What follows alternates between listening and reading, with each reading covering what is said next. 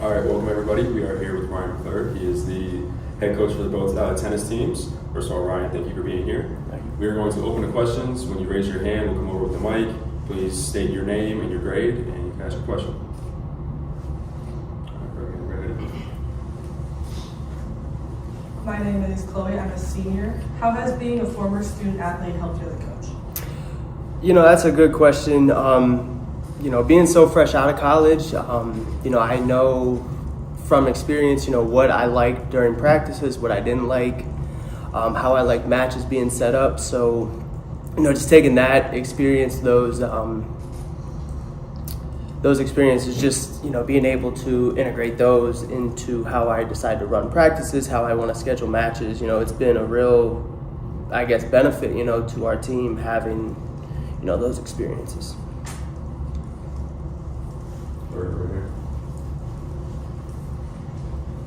Coach, you've already matched the win total from last year in about a quarter of the games.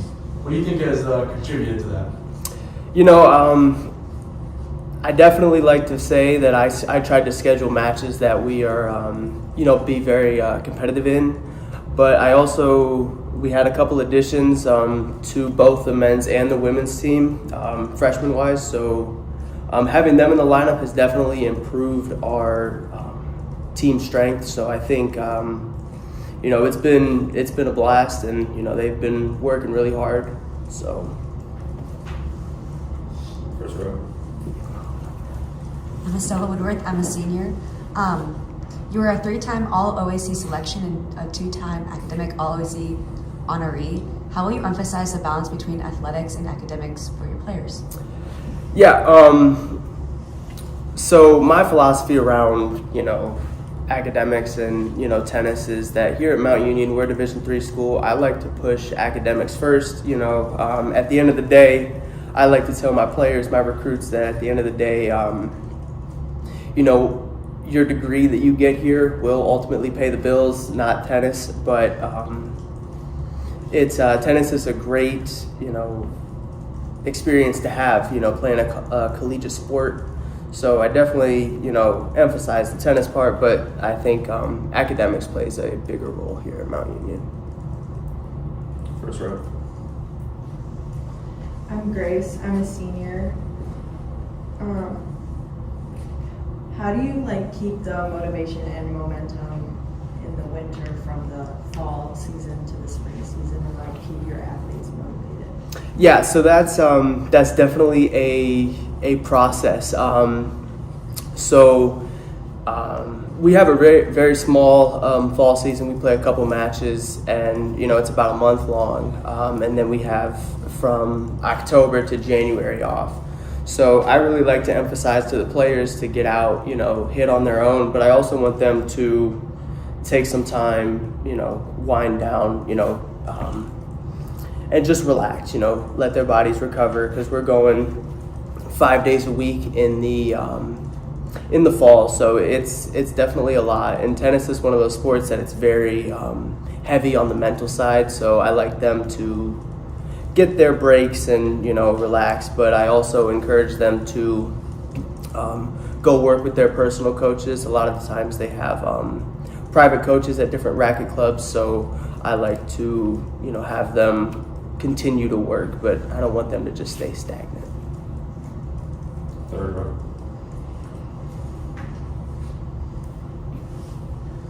Did you always want to coach, or was that something you decided with a position for? So this is kind of an interesting answer. So I started out, when I went here, I was a finance major, and I wanted to kind of just go into the finance aspect of, life, and that was what I wanted my career to be. But I decided real late in my during my senior year that I really kind of wanted to be in an athletic department, and I also really enjoyed, helping people. I would always give tennis lessons back at home, and it kind of just so happened that I reached out to Mr. Parnell, and he ended up offering me the graduate assistant position, and then I did really well at that, so they ultimately promoted me to the head coaching job. So it kind of just, it happened naturally, but I found out that I did want to, I guess, coach in a way. Right here in the front row. Following up on that, you said like you worked at like camps and student support roles. How have those experiences shaped your approach to mentoring and coaching your student athletes? Yeah, so I've worked at many different camps, the big ones being at Slippery Rock University. I would like to say just getting a bunch of different feedback from coaches who have been in this situation many a time. So Matt Meredith is the head tennis coach at Slippery Rock University, so I reach out to him every once in a while just to check in, but also to get his feedback on different types of drills that he does, how he manages certain situations. So I definitely feel like building those connections at these tennis camps have allowed me to grow at a faster rate. Third row right here. What do you think your experience has been kind of being able to coach some of the people either that you played with or that are just like so close to you in age? Yeah, that was definitely one thing that I was nervous about coming in when I got the head coaching position. There's several of the players on the team that I was teammates with, and it was a big transition, going from them knowing me as a player to now respecting me, listening to me as a coach. It has been a big, I guess, challenge, but they've done a fantastic job. They can kind of see the direction that I wanted to take this program, and I was very clear about what I wanted. So, and they bought into the messages I was sending, and like I said, the direction I wanted. So, Here in the first row. Owen Zundel here, a senior. How do you think being an how has the support from the university impacted your approach in leading the program? Yeah, it has been, life-saving. There's all the coaches. I like to build good relationships with all of them, and they have been a great support factor for me. I can go to them, especially the softball coach. She's my office neighbor, so I'll pop into her office every once in a while, and she'll give me, her answers, her take on things. So it's nice being able to build those relationships and I guess just get feedback for different situations. Right here in the third row. You're Spratt, sophomore. Going back to what you're talking about the direction of the team. What do you want the team culture to be centered and built around? So, coming in, it was definitely time for a culture shift. I was on the teams that haven't performed so well, and it was always really, it was like a personal mindset. Like they all just wanted to, win their respective matches and everything, but it wasn't necessarily, a team aspect. So I pushed that heavy. I told them it doesn't matter where you play in the lineup. First singles is just as important as number 6 singles. So I really wanted them to, I guess, kind of move forward with that team mindset, and apparently it's been working out really well. So. Third row. Chloe, I'm a senior. Elliot Warner is one of the seniors on the team. How important has his leadership been? Yeah, he has taken a big step in becoming a leader on this team. He started out, he was the kicker for the football team, and he joined tennis his freshman year during the spring season, and I was a part of that team. And he's one of my good friends, and he's done a phenomenal job of, I guess, kind of taking, the freshmen under his wing. He's leading practices sometimes when, I'm focusing on something else. I have enough faith in him, trust in him to lead practices in a way that will benefit, himself as well as the other players. So he's really stepped it up big time. First row. Grace, I'm a senior. Following up on that about Elliot, are there any other players that like stand out to you or stepped up into like leadership positions, either or men and women's team?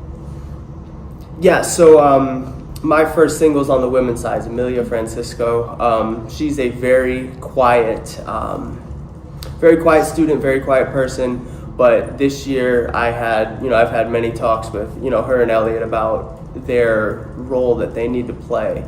Going back to a couple years ago, we really never had captains set in stone, but I really wanted to emphasize that this year, just to make sure, because they see things that I don't see. If they're working in a drill and someone's not working as hard, I put my trust in them to be able to tell that person, hey, you got to pick it up.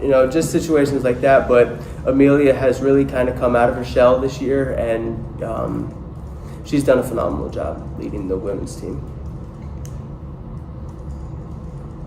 Back row. What are some goals that you've set for yourself in your team this season?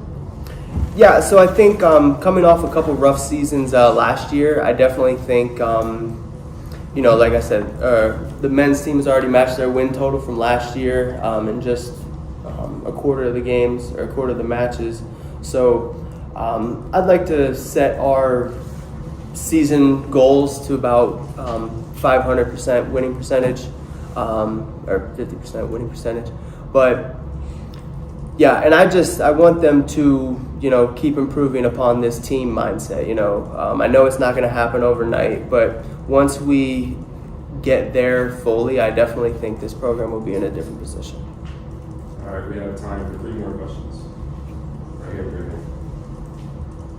Are there any professionals that you think your players can learn a lot from just watching them?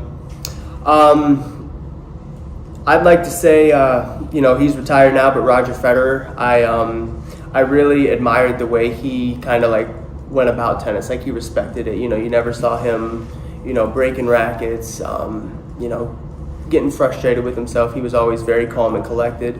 So I would like my players to kind of embody, that type of mindset, that type of ability on the court. Back row. What is the biggest challenge you face since becoming a coach? That's a great question. I think the biggest challenge I have kind of faced is my age. I am a very young head coach. I graduated from here in 2024, so it's been a big challenge. Kind of, I guess, learning how to communicate with the players in a way that is, I'm their head coach, but I'm also still, I can be, I have good relationships with them. So that's been one thing that's been difficult, is finding that balance. But I felt like I've done a pretty good job so far, and I have, no complaints coming from the players. Third row. What about Mount Union would say contributes to former student athletes returning as coaches? I'm sorry, can you say that one more time? What about Mount Union would you say contributes to former student athletes returning as coaches? Yeah, I think definitely just the culture that Mount Union brings. Mount Union, they pour a lot of time and effort into the student athletes, and that's one thing that I